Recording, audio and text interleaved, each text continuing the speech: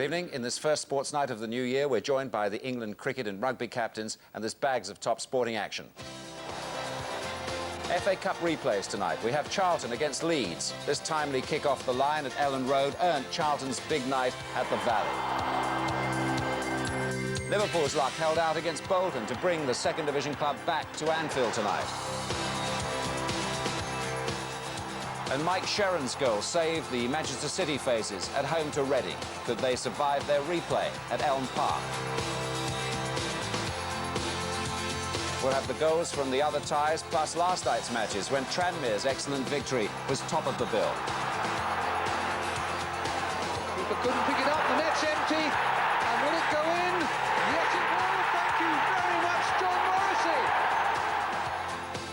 Will Carling's hoping to lead England to their third Grand Slam in a row this season. They begin at home to France on Saturday. Will joins us live later on.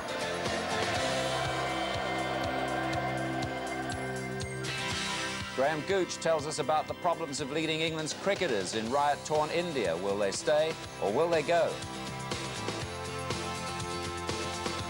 And the spectacular skating from the current European Championships later on.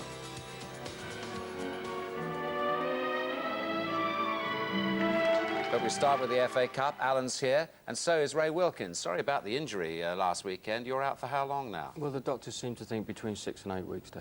It's just one of those things. One of those things. Well, Old age, Des. Old age, is it? Well, we've got 2 nurses and an orthopaedic surgeon under the desk just in case. Now, any impartial observer will tell you that Liverpool survived by the skin of their teeth against second division Bolton at Burnden Park 10 days ago when they came back from 2 goals down. Watching tonight's replay at Anfield is Gerald Sinstad. Steady rain on Merseyside has abated somewhat in the last couple of hours, and we have wet but perfectly playable surface. Just as the Burnden Park pitch for the first game was frost-covered, but still produced an enthralling cup tie, which Bolton could easily have won. Ian Rush, who scored Liverpool's equaliser, is out tonight with a groin strain, and yet another changed lineup tells its own Liverpool story. Only Rob Jones and Michael Thomas from this 13 played at Wembley in last May's final, and there's an untried 18-year-old Robbie Fowler on the bench. No such problems for Bolton. Their only doubt concerned John McGinley, but he's been past fit, so they have the same lineup for the 6th successive game. 8,500 Bolton supporters here. As at Burnden Park, Ron Groves from Weston-super-Mare is in charge. Bolton have won the toss and taken the orthodox decision by visitors here. That's to say, they've denied Liverpool the opportunity to attack the Kop in the second half. So Bolton, in the white shirts and black shorts, play from the right. They led 2-0 at half-time in the first game, and those 2 could so easily have been 4. And then 2 goals that in various ways were attributable to the 2 central defenders who played so well, got Liverpool back into the game. McGinley going into challenge.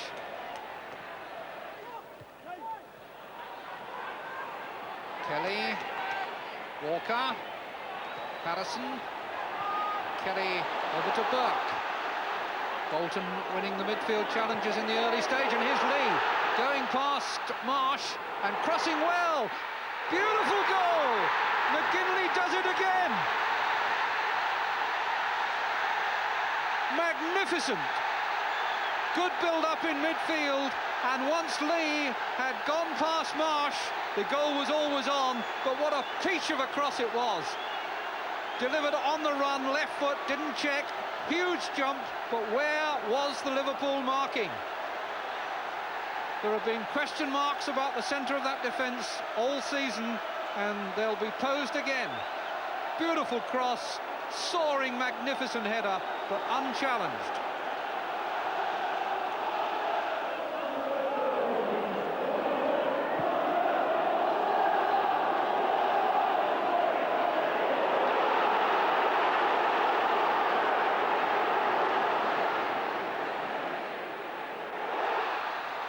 Good overlap by Brown.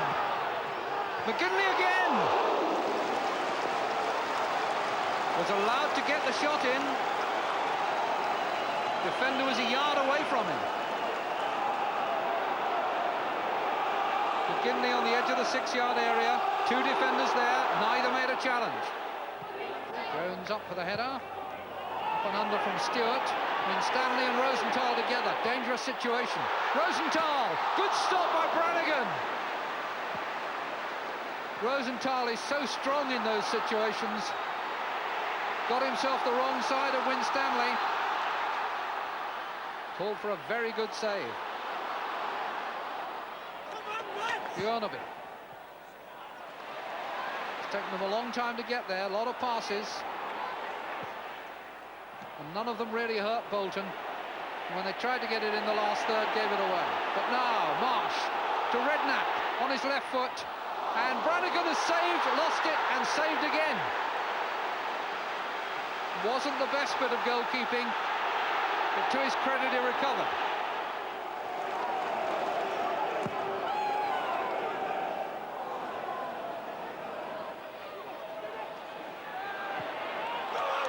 And this time the flag stays down and Rosenthal is herring through the middle. Burke is with him, but what a very good tackle. Well, Stanley gave away an own goal in the first game, but that challenge on Walters, who is not slow, has certainly got something back in credit.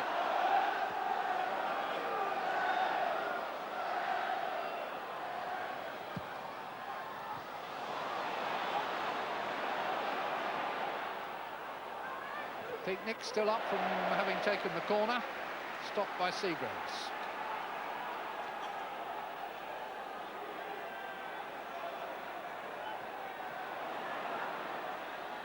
Oh, nice play by McGinley for Lee.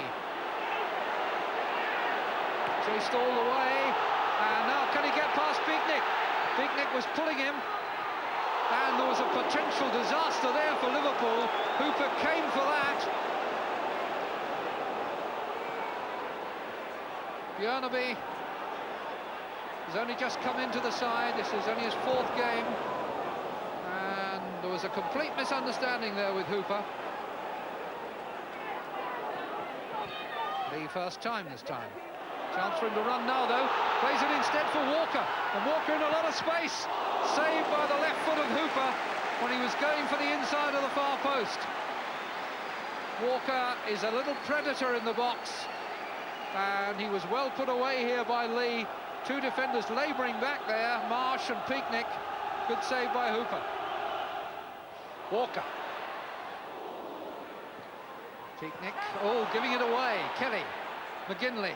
Lee calling for it over this side, and is found. And goes past Walters. Attacks Marsh, who slipped. David Lee is proving a big problem for Liverpool. Right side of their defence has been severely stretched at times, and he got himself a shooting chance again.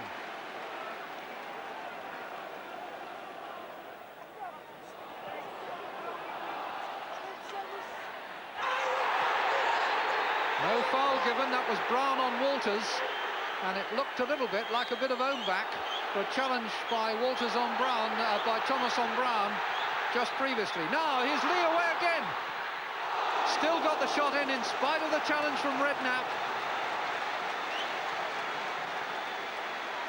Causing them problems every time he gets the ball. Looked as though that was deflected and should have been a corner.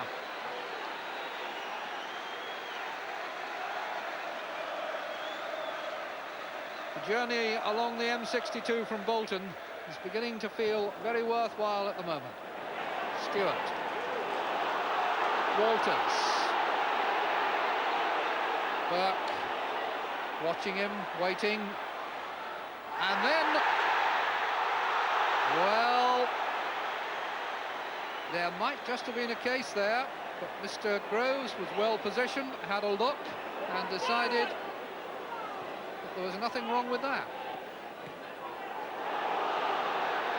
Lee, yet again with a gap to run into, and yet again he makes it, and yet again he shoots wide. If he'd been able to get the shots on target that he's made for himself, this game could have been out of sight. Got into a very good position again, a lot of body behind the ball, but wide. Bolton giving as good as they get in midfield, and what a fine pass that was. Kelly to Lee. Body check by Walters on Lee.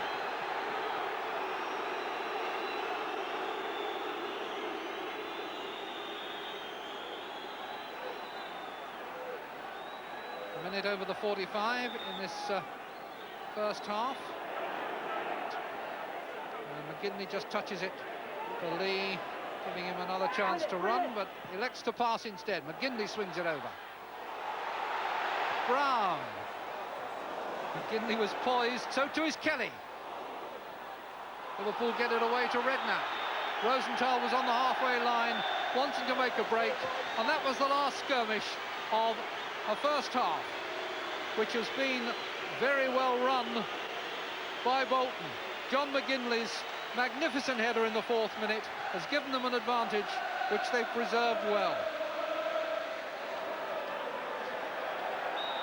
Bolton Wanderers attack the Kop end, and for the second time in 10 days, Liverpool find themselves 45 minutes from being eliminated from the Cup.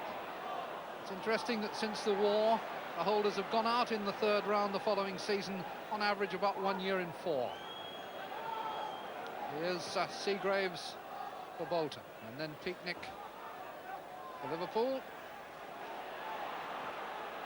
Put in by Kelly.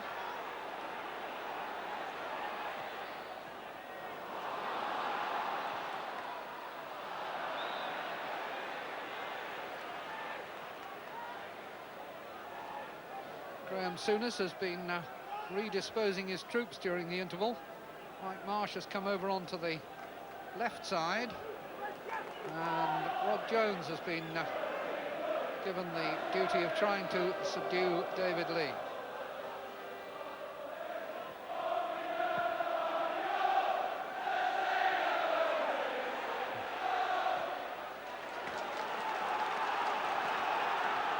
Thomas's throw, Barnes back to it.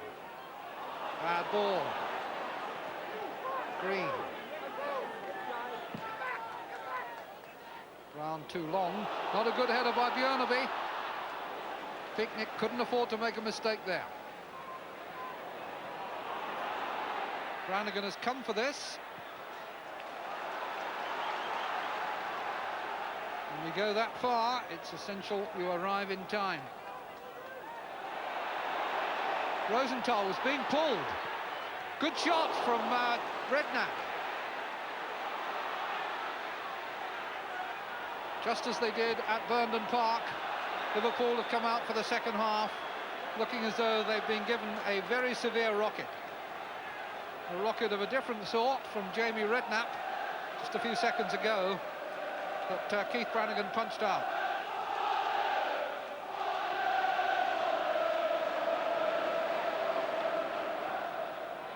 Patterson.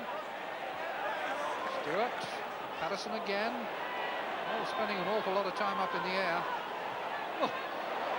Well, there are various ways of doing it. That was a bit of improvisation by McGinley.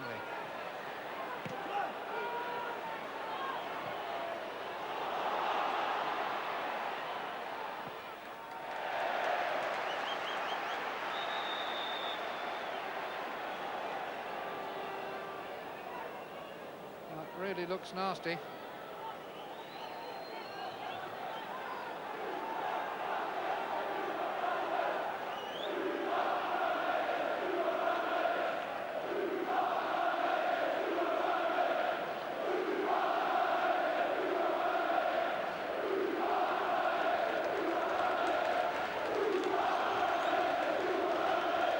The end of the game for Michael Thomas.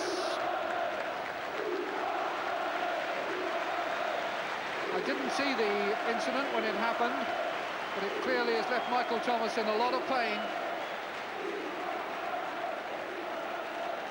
Just looked as though his ankle doubled underneath him.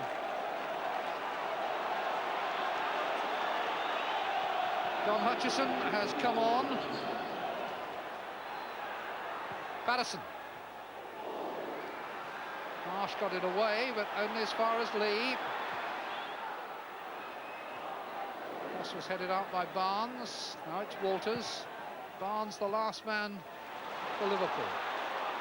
Hutchison, the substitute. And Stanley.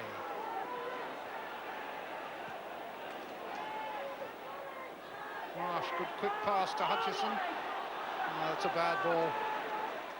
Intention was right, the angle and execution were poor.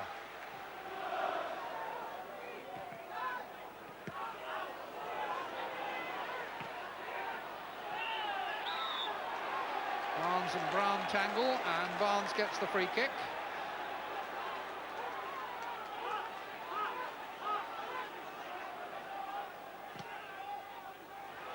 Poor free kick from Marsh. McGinley for Bolton. Touched back to him by Green, and then retrieved for Liverpool by Stewart. An hour gone. 30 minutes for Liverpool to retrieve something. They'll have to hold out Walker, and it wasn't too difficult there. The little Scot off target. Done so well since he's come down from Celtic, Andy Walker. 52 appearances, 35 goals. Redden up to Stewart. That's the partnership that promises. Stewart's made a good run here. Brown biding his time. Waited for a sight of the ball and flicked it away for the corner. Stewart's run had earned it. Marsh will take it.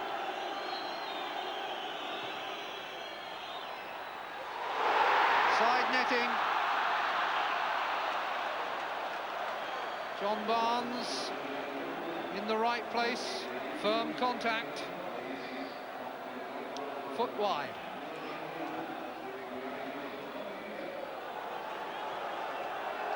Colin Todd doing all the shouting. Bruce Rioch joining in. These are going to be tense minutes for Bolton.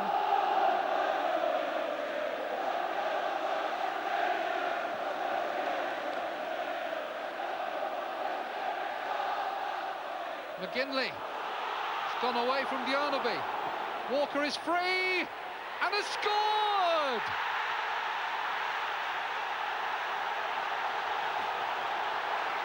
That'll ease the tension on the bench, and it raises a huge smile on the face of Andy Walker. He doesn't often score with his head. He made no mistake then. McGinley got away. Played the perfect early cross. Once again you ask, where were the Liverpool central defenders who should be marking?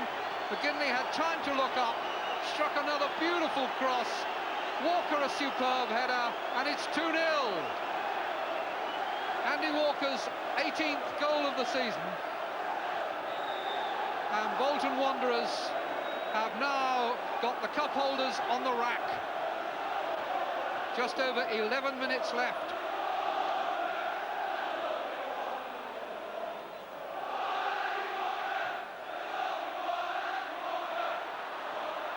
Well, certainly Liverpool have been given a lesson in crossing. You couldn't wish to see two better crosses than those which made the Bolton goals.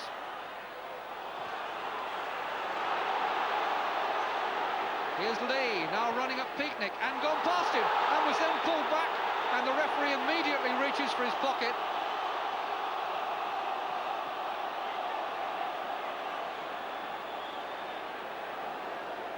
Well, that's a clear foul, and it remains to be seen. Yellow card. I think that's the right decision. He was a long way from goal and there were covering defenders, but it was a very cynical foul.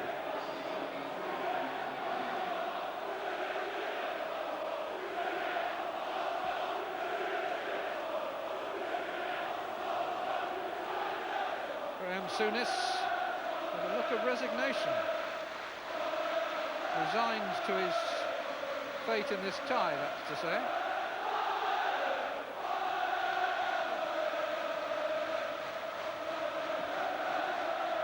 They know it's not over yet. They must see signs of hope.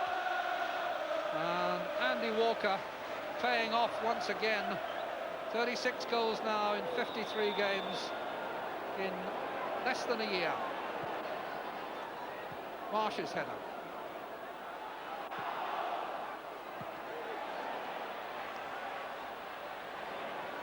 Patterson. Bolton skipper, who's been a hard worker in the middle of the field. And that's a foul. Down goes Lee.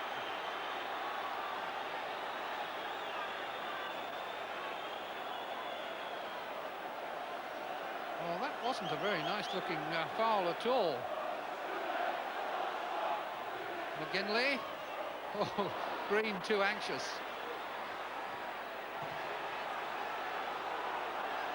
Brown to Kelly. Something like 50 of his family here tonight, Tony Kelly. A number of Merseysiders in this Bolton side. Kelly, Seagraves, Burke. What a night it's turning into for them. Mike Marsh. Walters.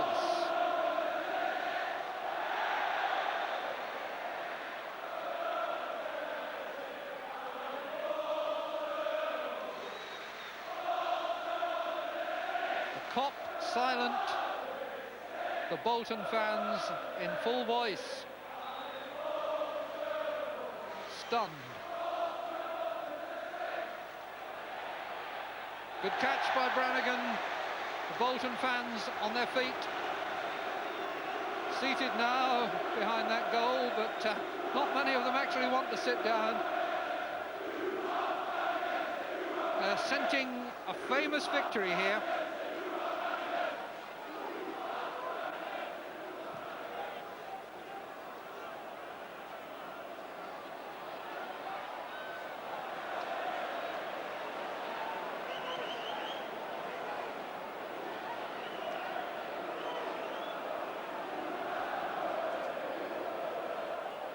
Kelly, out to Lee. Jones goes to close him down. Lee comes back inside and crosses. And it's fallen for Green. Oh, he's taken too long. No, he hasn't. Oh, I thought he delayed it too long. And in the end went for a brilliant little chip. Oh, that was well done. And Hooper just got fingertips to it. Scott Green's best moment of the match.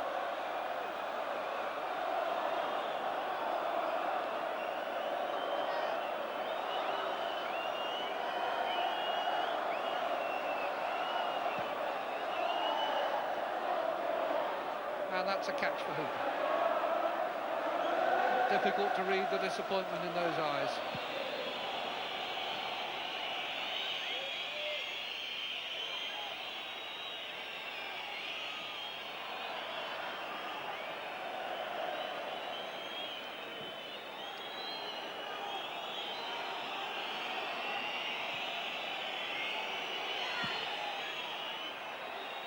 There's a goal there? No, there isn't. Hutchison, I think it was, who missed it point blank in front of goal. Hutchison totally bemused. It's not been his night, it's not been Liverpool's night. It has been the day of the underdogs.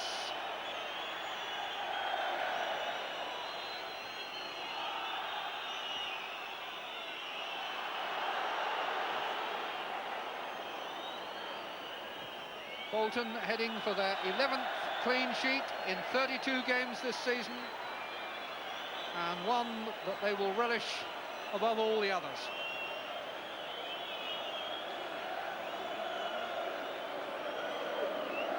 Rioch sounding the call to arms. Don't let it slip now, lads.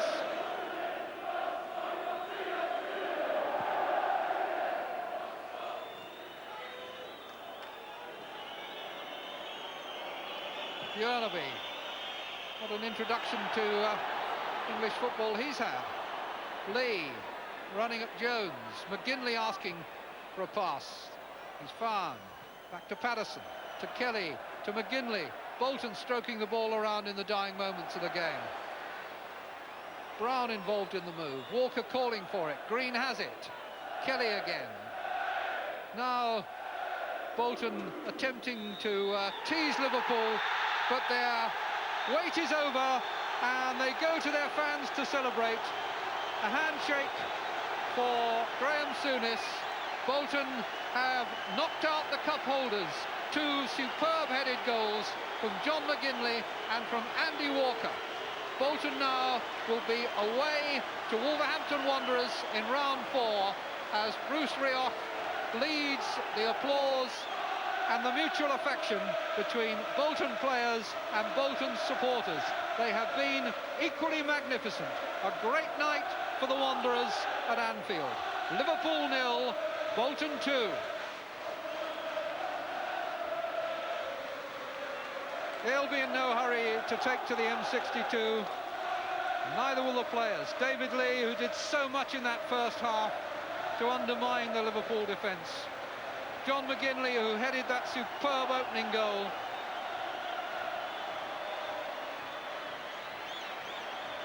Mark Seagraves in the middle there. Brannigan, the goalkeeper. Free transfer from Millwall, has played so well over 2 legs. 8,500 came from Bolton. They'll go home very happy tonight. Scott Green. Andy Walker, the scorer of the second goal there. Scotsman has made a big name for himself in Lancashire. And there's the scorer of the first goal. Another Scot, John McGinley. He'll savour everything there is to be had here. Great extrovert.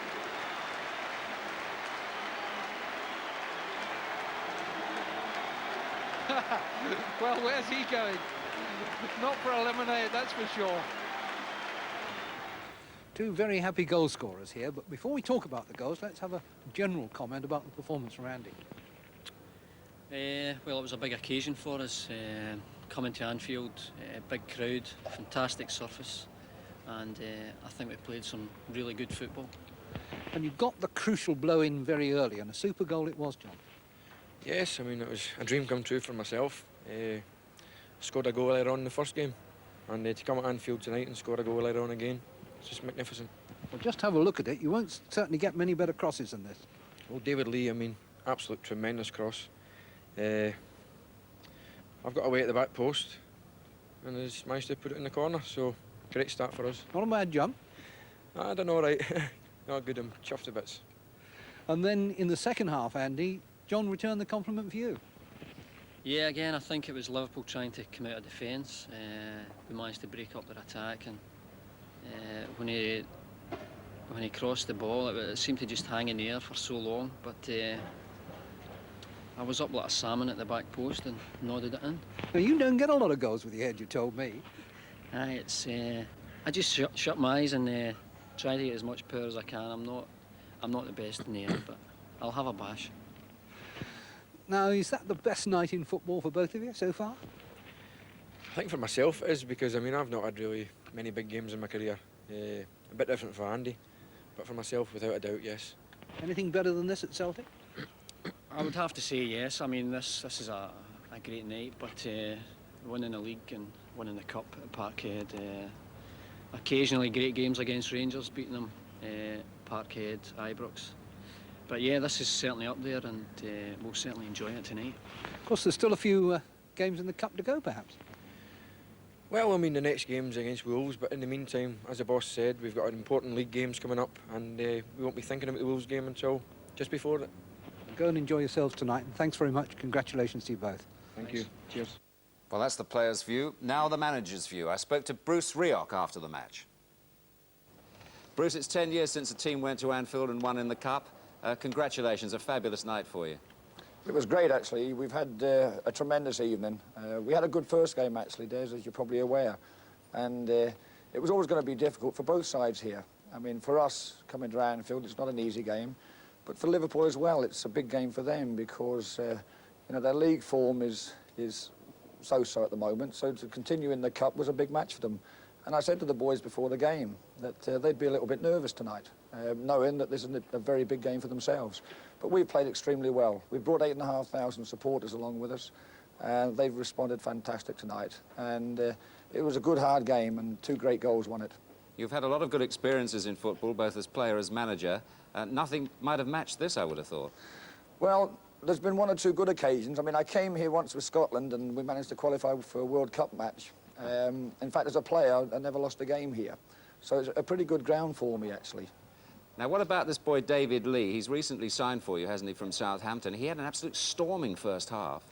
He had a brilliant game, and he's a young lad who went off to a Premier League club, and it didn't quite work out for him.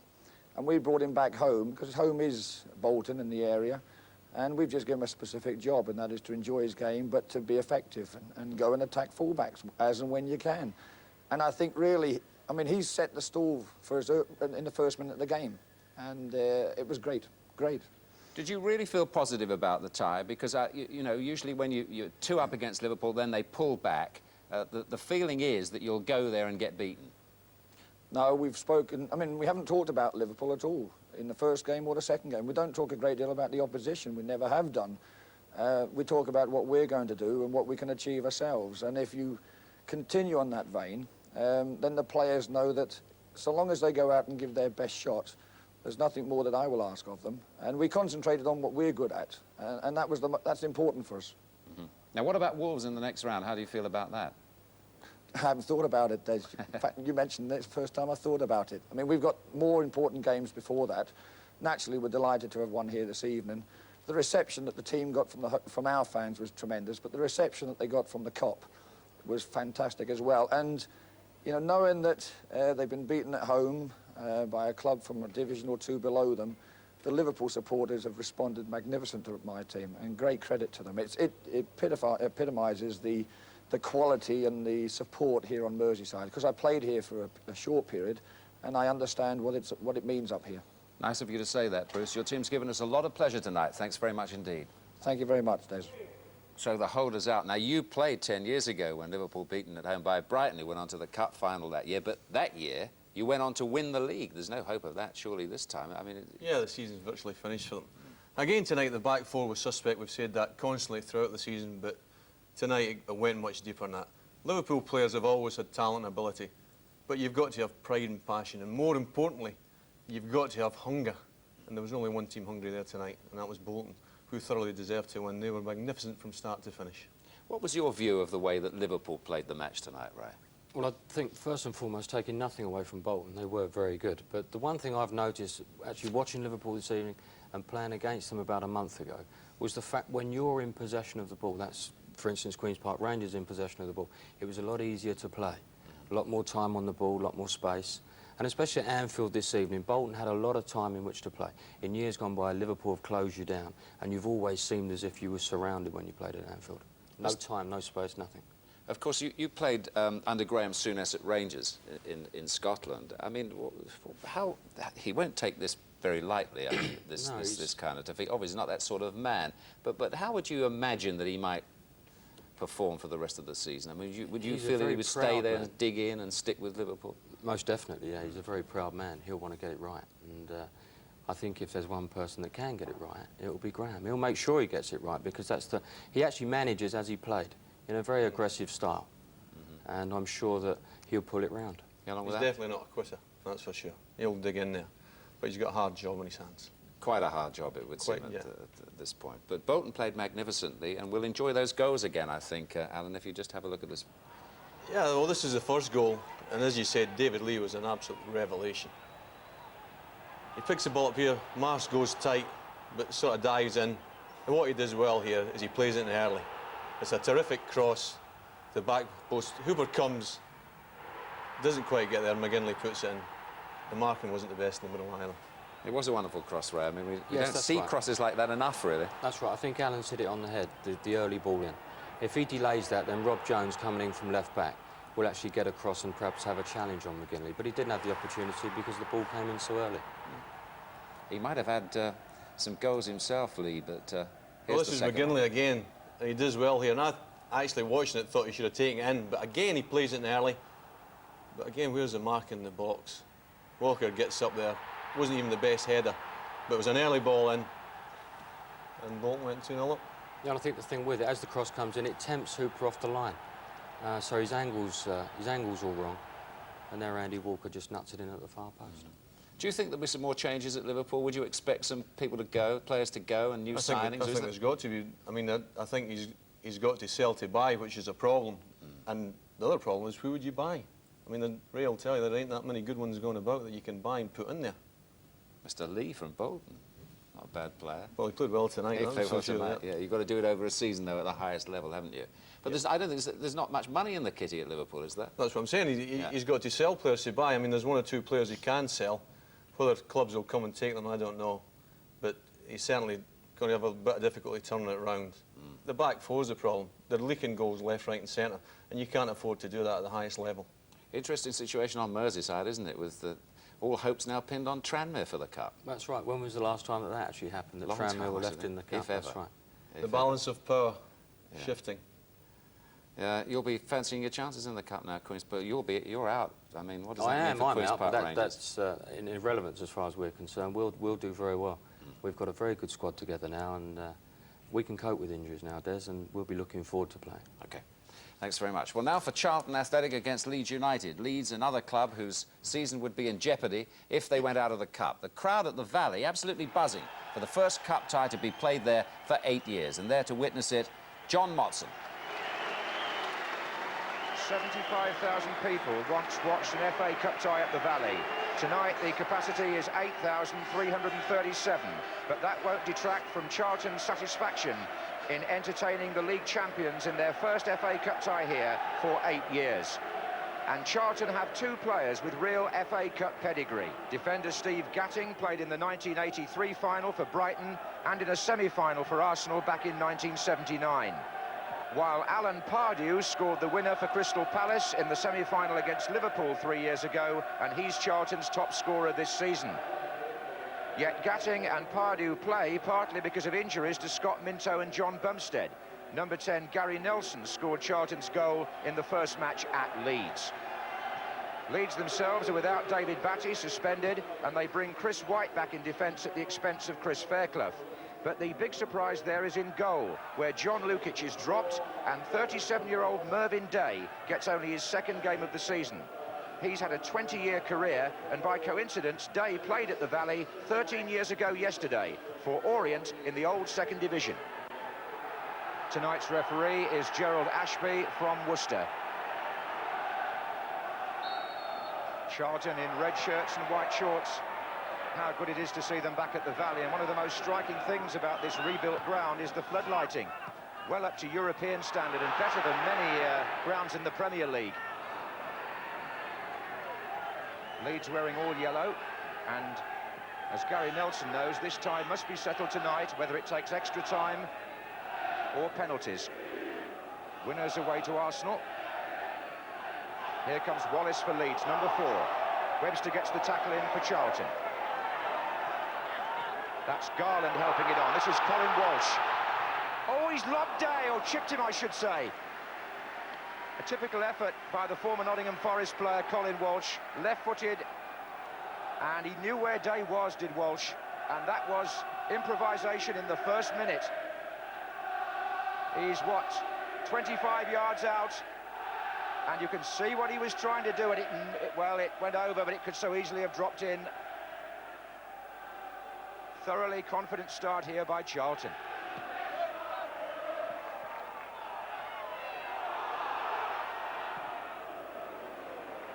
Bob Boulder forced to kick clear for Charlton. That's Chris White.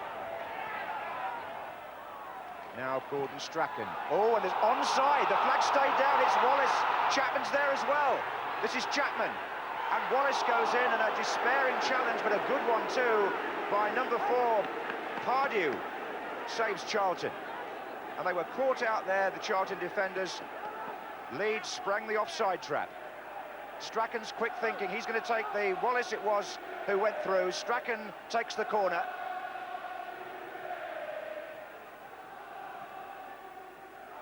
Gary Speed! Goal for Leeds. And Speed strikes at the heart of Charlton again. He got the equaliser up at Ellen Road, and he scores tonight in virtually Leeds' first attack. Gordon Strachan takes the outswinging corner, and Speed gets really well up there, and the header in the roof of the net. to give Leeds the lead after 4 minutes. And a good start for Mr. Wilkinson. Forward by Walsh, looking for Nelson. The defender is White. But he's lost out to Nelson. Robinson comes to the near post, corner to Charlton.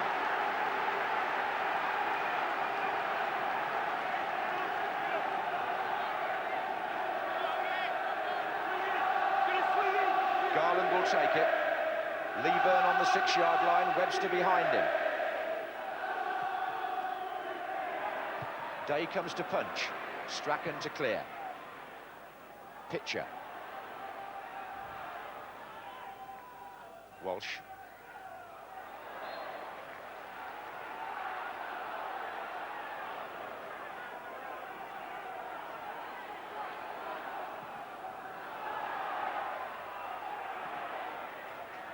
He's shut. Strachan, oh, he sees things so quickly. The man in this case who he saw was Dorigo. And Chapman's coming hurtling in from the far side, so was Wallace. It's still Dorigo.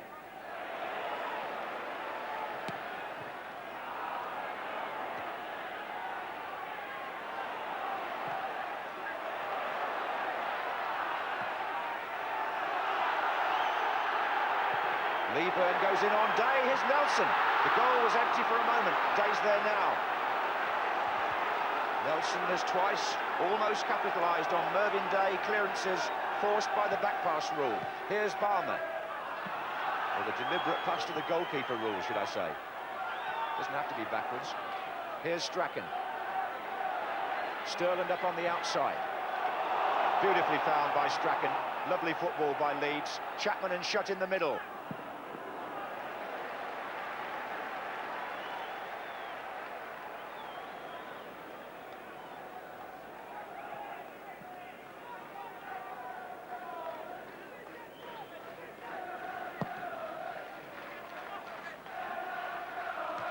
Chris White.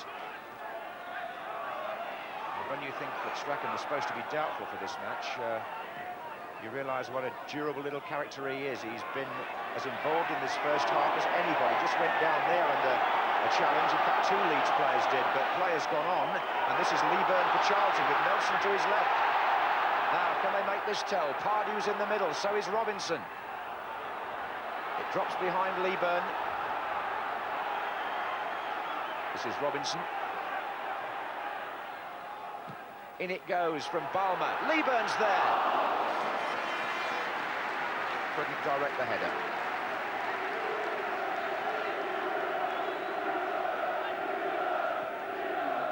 Sweeping move this by Charlton. The ball in by Stuart Balmer. But there is quite a breeze blowing round the valley, even though the wind has dropped since earlier in the day, and I would imagine it's played havoc with the ball on a few of these floated crosses. Forward by Gatting.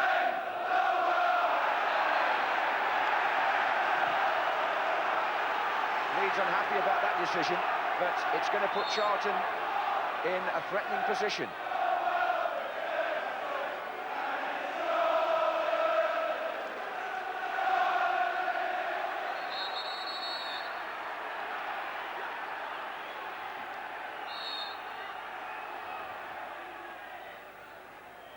Walsh turns it in. Oh, and the jumper at the far side was Webster.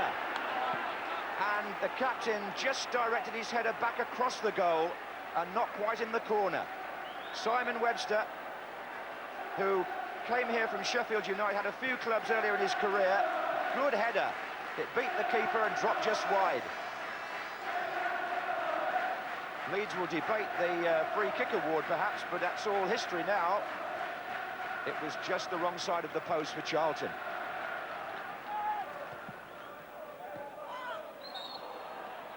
Foul by McAllister.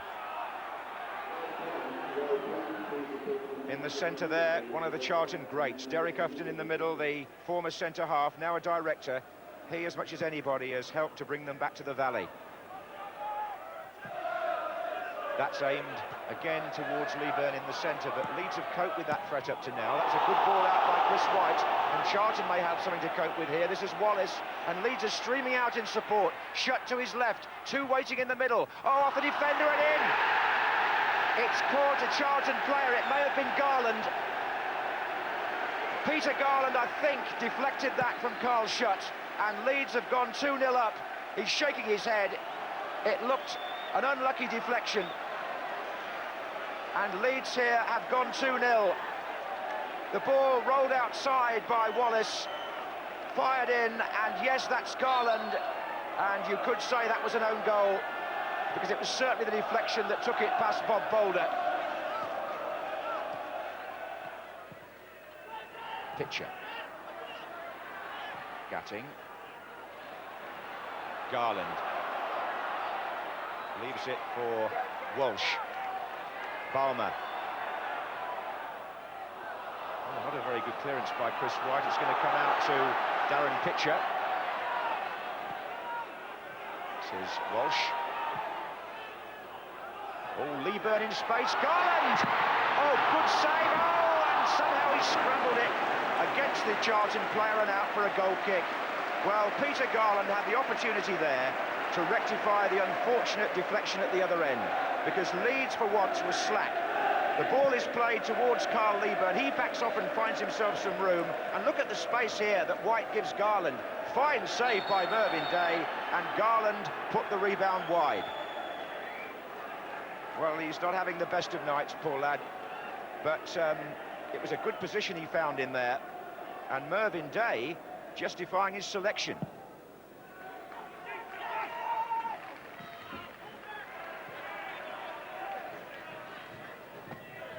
And here's Strachan. Nelson. Lee Byrne. Palmer. And that might just find Robinson. Now here's a chance. Lee Byrne.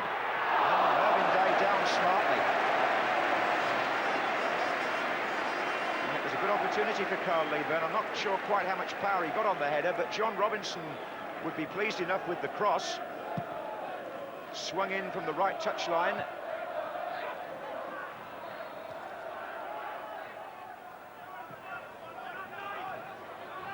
Just glancing off Webster.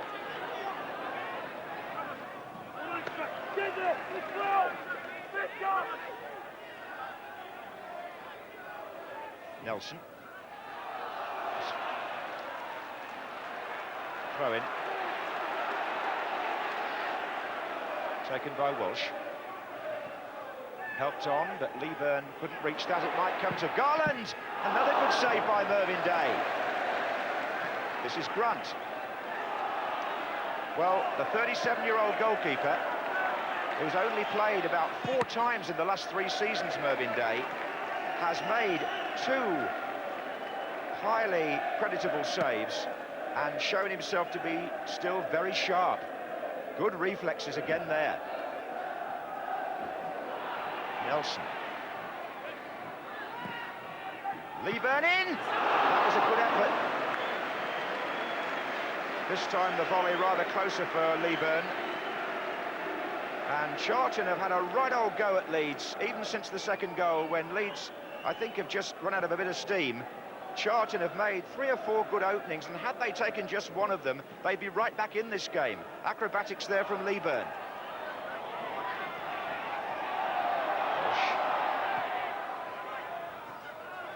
Oh, waiting for Day to come, and he just about made it. Oh, penalty. Penalty, says referee Ashby. As Pitcher went in, the Leeds players don't understand the decision, but the referee, as Darren Pitcher went over, has given Charlton a penalty kick. As the ball comes in, and it's helped on there by Nelson, or Webster rather, there's Pitcher, he makes contact with Day, or vice versa, and the goalkeeper is penalised. Darren Pitcher, who looks as though he's going to take the kick himself, and scores! And it was a powerful penalty. Even Mervyn Day couldn't save that one.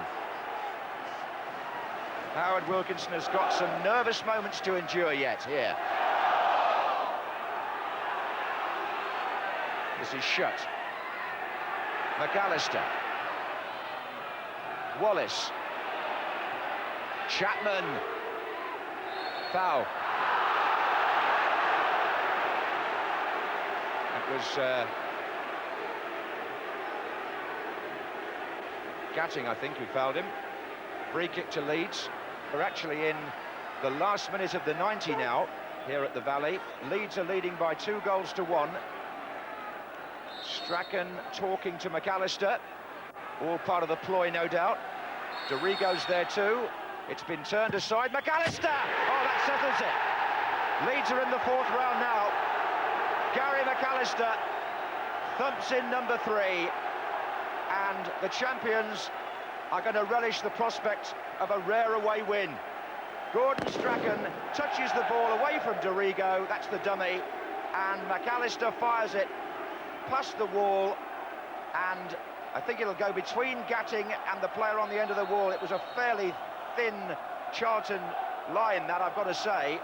McAllister has made it 3-1, and it's their supporters you can hear now. On a cold night in southeast London, they've got some pride back.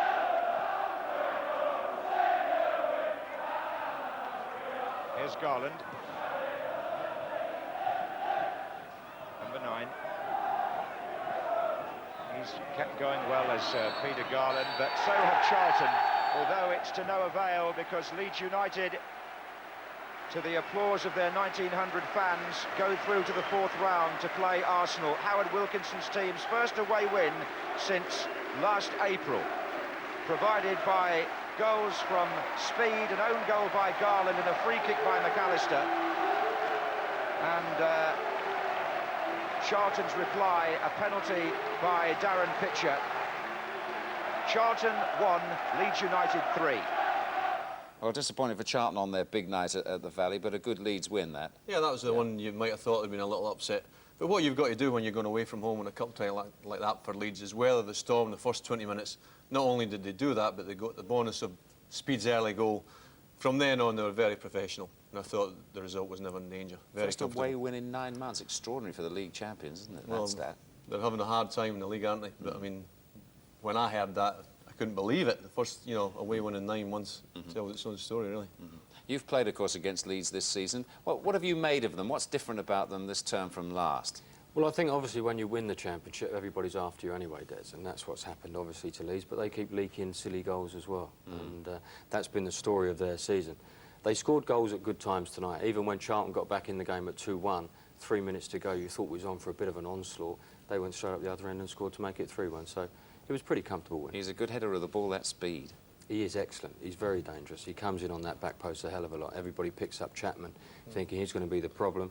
He comes in on the blind side, and he scored a number of goals this season with his head. Gave him a great start. Very good.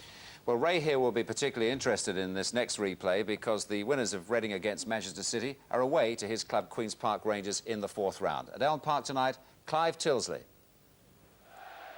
A night of 2 high and mighty Quins. Niall Quinn of Manchester City, the current Republic of Ireland centre-forward, and Jimmy Quinn of Reading, the present Northern Ireland centre-forward. Jimmy's already scored 3 goals on the Reading Cup run, but number 11, Scott Taylor, has scored the most important so far. It led for the best part of half an hour in the first game at Main Road. Reading have added the experienced Kevin Dillon to their midfield lineup since then. He's now free from suspension. But a ban for Steve McMahon means a reshuffle in the Manchester City team. Fitzroy Simpson and player-manager Peter Reid will link up at the heart of their midfield. Number 10, Gary Flitcroft, will operate as an emergency right back.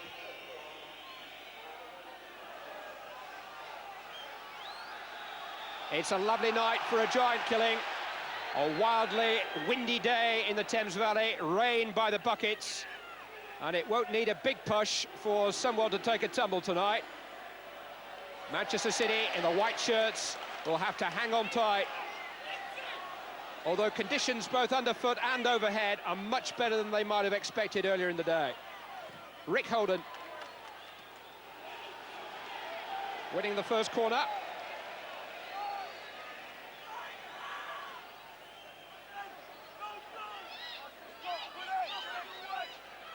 Signal for David Brightwell to make his way forward from the back. In because of an injury to his older brother. Holden will take the corner. Quinn is the target, but it was right down the throat of Steve Francis. He's not difficult to pick out. He's very, very difficult to mark. One for Jimmy Quinn. Came off the head of Brightwell. Taylor is the man in pursuit. And to the considerable surprise of the Reading players, tonight's referee Roger Gifford points for a goal kick. Brightwell seemed to get the last touch.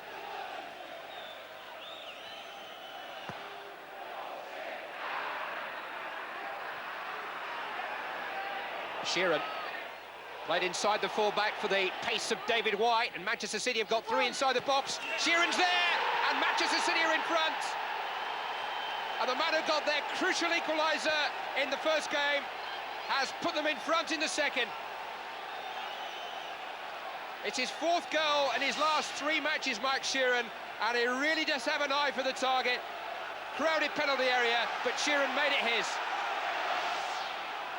Goal came after just 3 minutes, and it's Mike Sheeran's 9th of the season.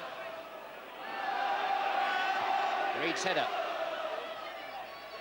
Then Williams, and then Dillon. Now McPherson. Getting under pressure again from White. It's a Reading throw.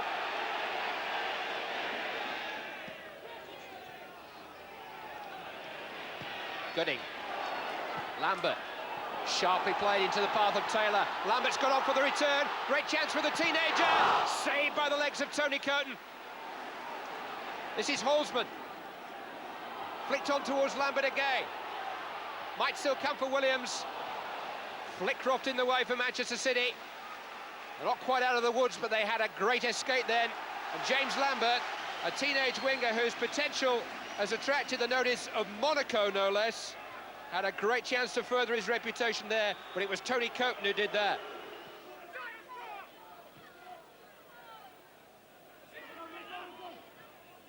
McPherson had nowhere to go there. Conceded the corner. Peter Reid was very taken by the performance of the Reading captain in the first game at Main Road.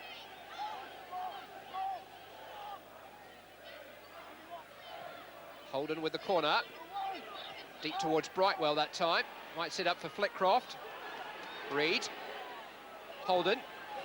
Still plenty of bodies inside the box. Holden try again. He's got his cross in towards Quinn. And it was beaten away by Steve Francis. Just had to fend it off. Quinn at close quarters. After some persistent wing play by Rick Holden. The third time of asking, beautifully delivered for Niall Quinn.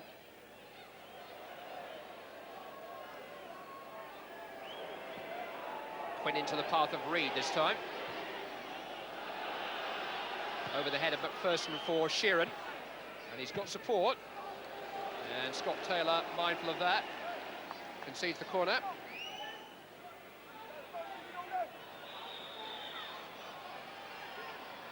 Holden with the corner. Reid. Holden again. Went for glory himself. Steve Francis was well positioned.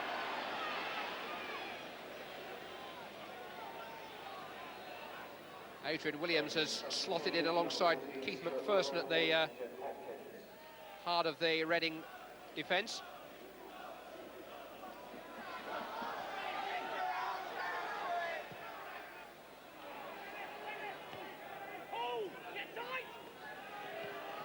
Good work by Holden. Sheeran has peeled away to his left, and it's opened up a little bit of a gap here for Rick Holden. He scored! All his own work.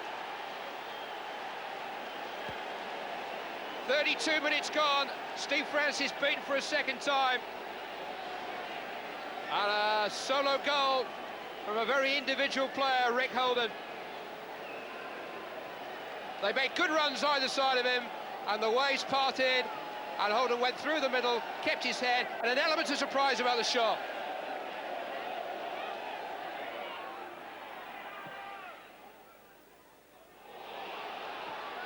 Here's Sheeran, who made that early impact, feeding off Holden. Tying up McPherson and going for the curler. He had senior colleagues who may be better placed, but Mike Sheeran had eyes only for the target there. Didn't quite do enough.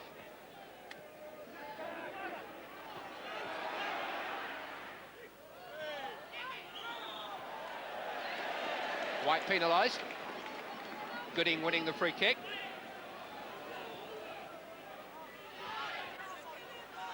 Jilks. Win the target. It's a great chance for the substitute. And Lovell had two and couldn't take either of them. Tony Coton blocked the first. Didn't have to make a save in the second. Jilks causing problems. Quinn getting up. And Stuart Lovell with two clear sights of goal. Good strike, the first one too. Second, under pressure, couldn't quite find the target.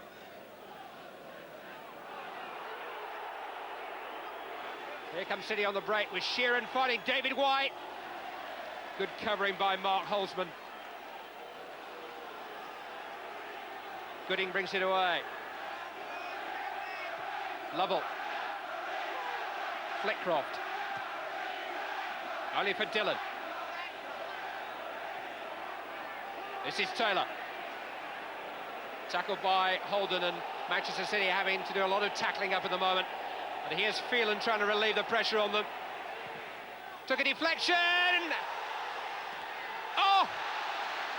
And Francis survived. Niall Quinn just couldn't quite turn it the last few inches on its journey over the line. Terry Phelan popping up out of a hole in the ground to have the strike at goal. The deflection seemed to have helped him to a goal, but it struck the post, and Francis's hand beat Quinn's foot to it in a photo finish. Reid onto Phelan again. Quite sure if he's a full-back or a winger in this second half. Sheeran. Flickcroft's gone on, and Sheeran's played him in, and Manchester City go 3 up. Oh, it's beautifully done. Gary Flickcroft, the man of the match in the first game at Main Road 10 days ago, has scored the goal which has surely killed off the match midway through this second half in the second game.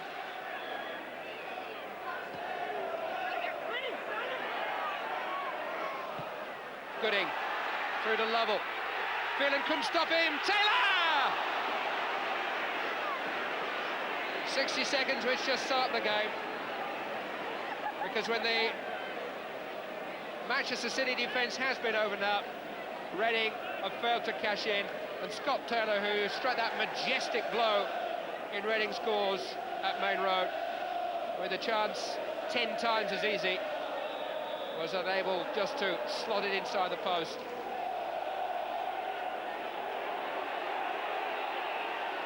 Simpson on his way to the edge of the penalty area, where he met up with Adrian Williams. They have one of the thinnest squads in the Premier League numerically, and it's stretched at the moment, but not to breaking. Flickcroft finding Quinn. Oh, 4. Niall Quinn turns the knife, and Manchester City are coasting into round 4. Gary Flickcroft provider this time. Quinn's first touch wasn't the greatest in the world, but his second wasn't bad.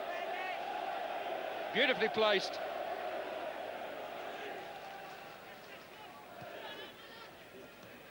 Barker's handed out of possession. Phelan. Now, can he go all the way himself this time? Off the shins of McPherson.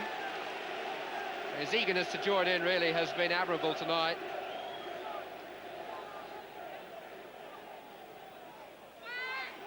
Quinn couldn't get there. Brightwell did. Stopped on the line. Just. And David White and Mike Sheeran as bemused as each other as to how Steve Francis managed to deny first David Brightwell and then the pair of them. It was Brightwell. Look at them, ganging up at the far post.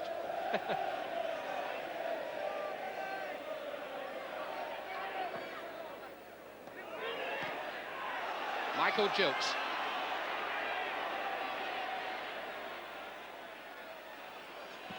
Oh. Beaten away by Curtin. Stinging shot from Jilks. But Coton has protected his clean sheet proudly tonight. He's been exposed once or twice. Michel Fonck. Sliced over the top of a pretty happy Manchester City dugout. They've done it by the roundabout route, but Manchester City are safely through to the fourth round. Reading had their big chance at Main Road 10 days ago, but once Mike Sheeran had struck as early as the 3rd minute of this game, and Rick Holden had followed him in to give Manchester City a cushion at half-time, Reading's brave fight back in the second period always had a little bit to do. One of those nights when cup finalists sometimes look back in May and say, well, that was a night when we fought our way out of a tight corner and got back on the road to Wembley.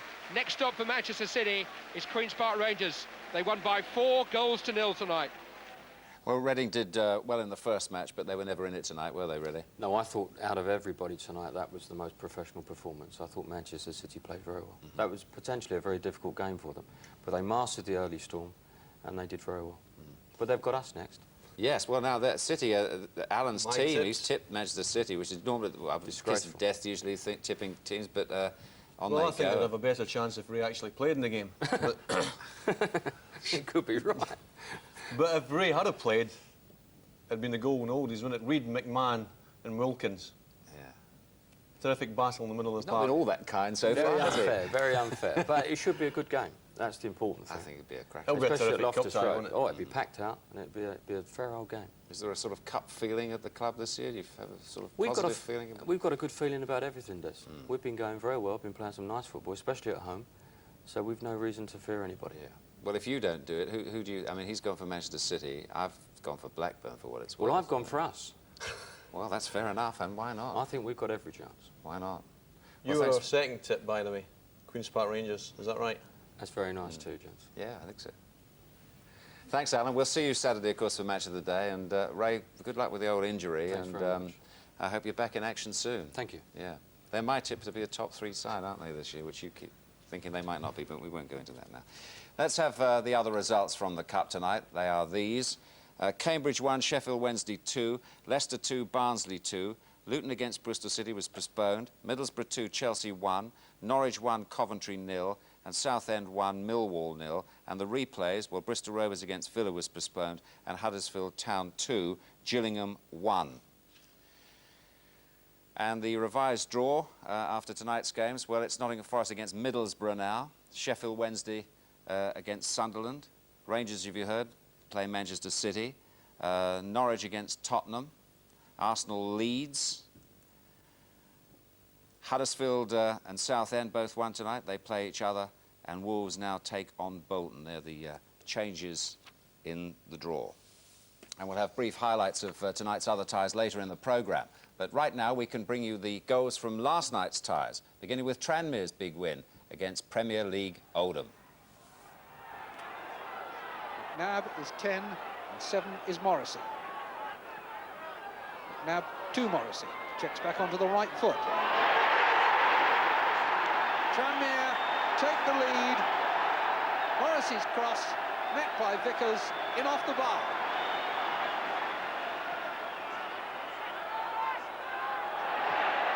Brennan dispossessed. Turned by Aldridge from Malkin to chase. Keeper couldn't pick it up. The net's empty. And will it go in? Yes, it will. Thank you very much, John Morrissey.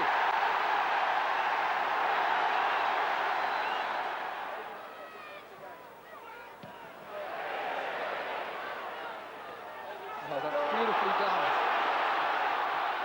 Aldridge to Morrissey.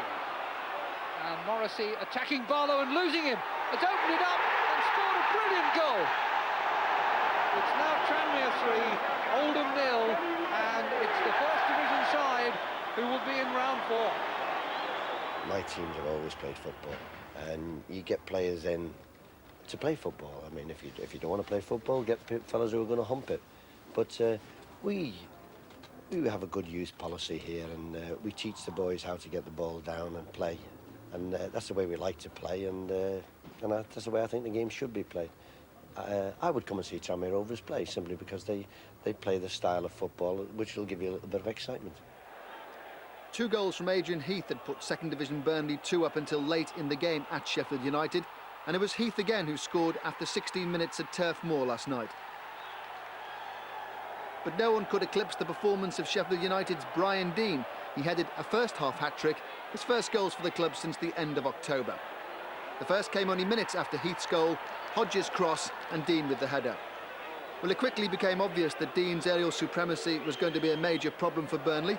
The score soon became 2-1, this time Littlejohn's cross. And hat-trick was completed just before half-time. Only this time the Burnley defence gave Deane so much room he didn't have to jump. By the end of the night, Deane needed stitches in a lip injury, but he didn't mind. He was having a great time of things. Just before the hour, he swept down the right and pulled the ball across for Adrian Littlejohn to score a 4th decisive goal. But today it's emerged that Burnley police have reported Adrian Littlejohn to the Football Association.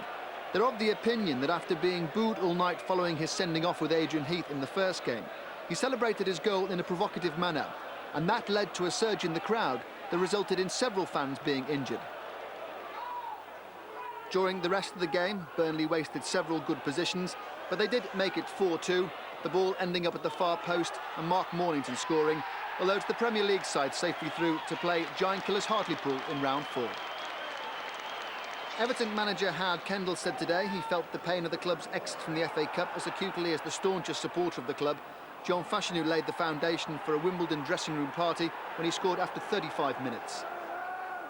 But the incisive wound was inflicted when, having just seen the ball hit their own crossbar, Wimbledon broke free to the other end, and it was Robbie Earle that found the opening to put the Dons 2 up. Securing Premier League status is all that's left for Everton now. They found some hope with 23 minutes to go. Centre-half Dave Watson had been pushed forward. He pulled a goal back. Not enough. The singing and dancing was all done in the Wimbledon dressing room. As it turned out, Second Division Swansea had no problem with going to First Division Oxford's Manor Ground. They went ahead after 51 minutes. When the ball came across from the left, it was Mark Harris who climbed high. John Cornforth turned the ball into the net. 6 minutes later, a second goal was crucial, so you'd think. No one got to grips with Russell Coughlin's corner, and it was the head of Andrew Legg that made it 2-0. Well, there must have been something in the half-time tea, because a third goal in 15 minutes came from Oxford. Jason Bowen caught in the act of handling. The lifeline for the First Division club came in the shape of a penalty from Jim Magilton. It was a lifeline they grasped with 10 minutes remaining, and they pulled themselves towards the shore. Gary Smart's free kick finished off by Joey Beauchamp. Extra time came and went. Swansea rode their luck, and when it came to the dreaded penalty shootout, it was Keith Walker who sent Second Division Swansea into a 4th-round home tie with Grimsby. So the 4 replays settled. There were also 4 ties postponed from 3rd round day that finally got underway last night. The adventures of the non-league clubs came to an end at Crewe, who scored 3 times in the opening quarter to cast Marine adrift. A flapping arm at Rob Edwards' cross, a hearty penalty shout from the home support, answered after just 2 minutes. The call to dispatch the penalty, answered by Dave McKerney. There's always a tear shed for a departing giant killer, but Crewe's stylish approach has won them friends throughout football, and they'll be worthy opponents for Blackburn Rovers in the 4th round. Gareth Worley's dribbler didn't quite make it, but Edwards was on hand to make it 2, under the watchful eye of both Kenny Dalglish and Ray Harford. Dario Gradi booked his appointment with them when Phil Clarkson buzzed clear to put Crewe 3 up. There was no way back from there for the Merseysiders. Marines manager Rowley Howard is, of course, Dalglish's window cleaner. Some fun the newspaper photographers would have had with that little story. But although Keith Johnson's goal wiped one off, Marine had left themselves with a ladder to climb. Plymouth Argyle's player-manager Peter Shilton, 43 now, has never got his hands on the FA Cup, and that's the way it'll stay for now. Even at 23, he'd have struggled to get his hands on Neil Thompson's goal for Ipswich. They didn't tell him that Rivellino was playing. But the middle part of the game belonged to Plymouth, belying their second division status and equalising with a Steve Castle free kick. 20 minutes from time, though, Ipswich was stirred into winning action by Bulgarian Bonto Gunchev. He picked out Jason Dazelle, and he picked his spot. Never one to make an undue fuss, Jason. Ipswich were flattered by a third in the closing moments. Chris Kiwomya's pace, winning a tight decision from Steve McCall's tackle. And for his vintage excellence on the night, Shilton was beaten again, this time from the penalty spot by Steve Whitten. Ipswich head north to Tranmere next.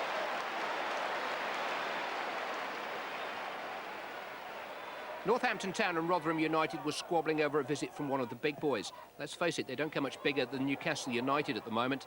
So Jonathan Howard's last-minute goal for second division Rotherham was valuable in every sense. Kevin Keegan was there to see it.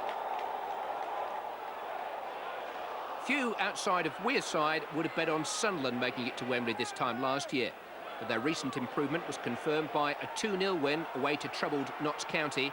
The first goal, a contender for scruffiest goal of the night, till Sean Cunnington sorted out the mess with a decisive volley. Lifted by the kind of support that won 1 million hearts en route to last season's final, Sunderland closed County out 20 minutes from time. Neil Warnock turned down a shot at the big time to stay at Meadow Lane. He's had happier times there. John Kay returning the ball for Don Goodman to plant Malcolm Crosby's feet on Wembley Way once again. Wonder how far down he'll get this time. And remember, we've got action from some more of tonight. Now on for Football Italia, introduced by Kenneth Wolstenholme and Thomas Brolin. Inter Parma, live, Q titles. Ridiculous amounts of money, so